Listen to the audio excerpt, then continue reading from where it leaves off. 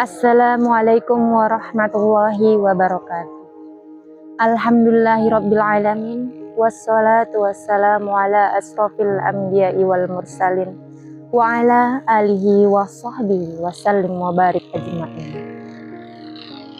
Pertama-tama marilah kita ucapkan puji dan syukur atas kehadiran Allah yang mana kita masih diberi kesehatan, keselamatan, sehingga kita dapat menjalani kehidupan ini. Sholawat dan salam marilah kita hadiahkan kepada ruh junjungan kita, Nabi Muhammad Sallallahu Alaihi Wasallam. Semoga kita diberi syafaatnya di hari yaumil akhir kelak. Amin, amin, ya rabbal alamin. Asyhadu an la ilaha illallah wa asyhadu anna Muhammadan abduhu wa rasuluh. Allahumma sholli ala sayyidina Muhammad wa ala ali sayyidina Muhammad. Hadirin yang dirahmati Allah, janganlah pernah tinggalkan sholat. Di dalam rukun Islam, sholat adalah rukun yang kedua setelah asyhadu an la ilaha illallah wa asyhadu anna Muhammadan abduhu wa rasul. Tidak diterima keislaman seseorang apabila dia meninggalkan sholat secara sengaja tanpa ada sebab uzur yang diperbolehkan oleh agama. Hadirin yang dirahmati Allah Subhanahu wa ta'ala, janganlah pernah tinggalkan sholat.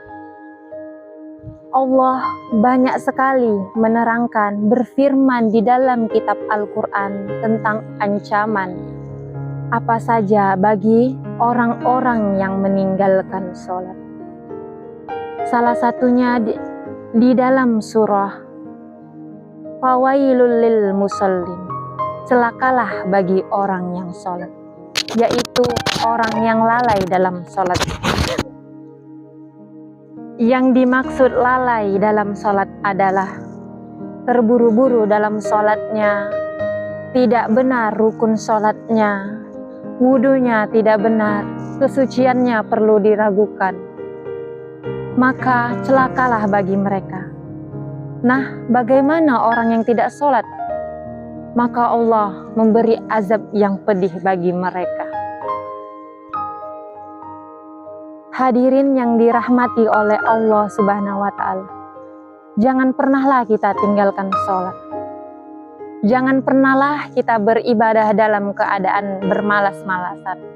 Karena Allah memberikan suatu ciri-ciri orang yang munafik adalah orang yang malas dalam beribadah. Sehingga marilah kita hindari hal tersebut. Semoga kita bukan termasuk orang yang bermalas-malasan dalam beribadah. Na'udzubillah. Hadirin yang dirahmati Allah, sholat merupakan suatu ikatan kita dengan langit, ikatan seorang hamba kepada Allah. Jika kita sudah memutuskan ikatan dengan Allah, bagaimana kita ingin meminta pertolongan kepada Allah? Di saat kita bersedih, bersusah payah, bagaimana kita ingin meminta pertolongan sedangkan kita sendiri yang memutuskan ikatan tersebut? Hadirin yang dirahmati oleh Allah Subhanahu wa ta'ala, kelak di akhirat, amal yang pertama kali dipertanyakan oleh Allah Subhanahu wa ta'ala adalah sholat.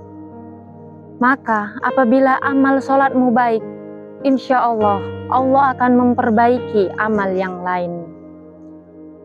Maka jangan pernahlah tinggalkan sholat. Bahkan Allah Subhanahu wa ta'ala memberi keringanan bagi siapa yang tidak bisa berdiri dalam sholat. Ia bisa duduk. Tidak bisa duduk, bisa berbaring. Dan apabila berbaring pun susah, maka bisa dengan isyarat saja.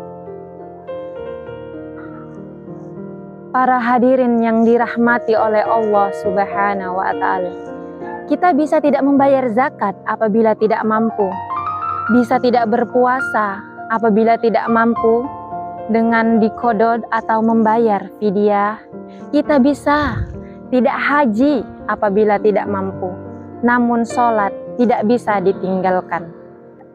Jadi marilah kita ayo semangat dalam beribadah, khususnya sholat. Jangan biarkan kau tergoda dengan setan. Jangan biarkan kau sholat malas-malas. Perbaiki wudumu, perbaiki keimananmu. Jangan pernah tinggalkan sholat agar hidupmu lebih bahagia, agar hidupmu mendapat lebih kedamaian dan kebahagiaan di dunia dan akhirat. Teman-teman yang dirahmati oleh Allah Subhanahu wa Ta'ala, marilah kita menanamkan dalam hati bahwa sholat itu memang penting dan kita sangat membutuhkan sholat. Tanamkan dalam diri, jika kita tidak sholat, maka hati kita akan gelisah. Tanamkan dalam diri, jika kita tidak sholat, maka hidup ini terasa hampa.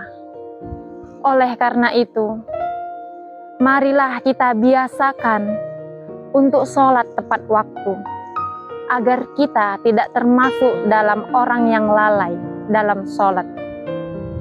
Dan kita sebagai seorang muslim, marilah saling mengingatkan kepada kawan-kawan, teman, atau sanak saudara.